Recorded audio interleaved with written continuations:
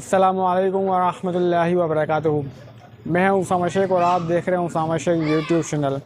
دوستو، آج 8 فروری ہے، تمام قیاسرائیاں دم توڑ گئیں اور آج پولنگ ڈے ہے۔ دیکھنا یہ 8 فروری پاکستان کی تاریخ کے سنہرے اوراق میں لکھی جاتی ہے یا پھر مورخ ہمیشہ کی طرح سیاہ قلم اپنے ہاتھ میں لیے بیٹھا ہے۔ آج پولنگ ڈے ہے اور اس وقت میں ایک پولنگ اسٹیشن کے باہر کھڑا ہوں اور ساتھ ہی یہاں پہ ووٹروں کی تعداد بھی کم لگ رہی ہے، کافی کم ٹرن آؤٹ نظر آ رہا ہے 2018 سے اب تک، اور یہ بات سروے کے مطابق بھی نظر آئی ہے کہ 2018 کے نسبت اس بار یعنی کہ سیاسی جماعتوں کے اندر رجحان کم ہے، اور جس طرح ماضی کے اندر دیکھتا ہے جس طریقے سے ورکنگ ہوتی تھی یعنی کہ جماعتوں کی طرف سے، وہ بھی اس بار کم نظر آ رہی ہے۔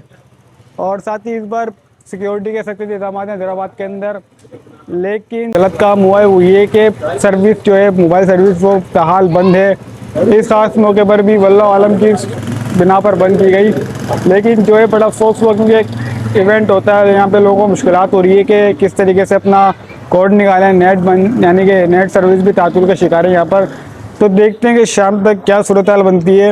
اس وقت جو میں کھڑا ہوں سیٹ کمال الدین اسکول کے باہر کھڑا ہوں اور دیکھتے ہیں یہاں پر معاملات کیا ہوتے ہیں۔ تو بھائیوں، ایک اور پولنگ اسٹیشن میں اس وقت میں موجود ہوں، یہاں پر بھی مجھے ٹرن آؤٹ جو ہے کافی کم معلوم ہو رہا ہے، پتہ نہیں کیا صورتحال ہے یہاں پر، اور امید ہے یہاں پر کوئی امیدوار ووٹ کاسٹ کرنے آیا تو میں ان سے ملاقات بھی کروں۔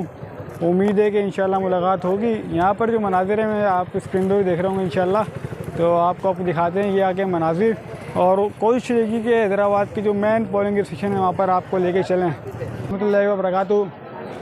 اس وقت شام کے 4 بج رہے ہیں اور پولنگ اسٹیشن پہ بھی رش ہو رہا ہے، اور جو ہے ٹرن آؤٹ کافی دیکھنے میں آیا اور رش بھی ماشاءاللہ ہو رہا ہے، لیکن اصل نتیجہ رات 12 بجے کے بعد نظر آئے گا۔ کون اگلا وزیر اعظم ہوگا پاکستان کا یہ بھی انشاءاللہ صبح تک پتہ لگ جائے گا، کیونکہ تمام عدد و شمار صبح تک انشاءاللہ آ جائیں گے غیر رسمی غیر سرکاری۔ باقی جو ہوگا امید کرتے ہیں پاکستان کے حق میں ہو۔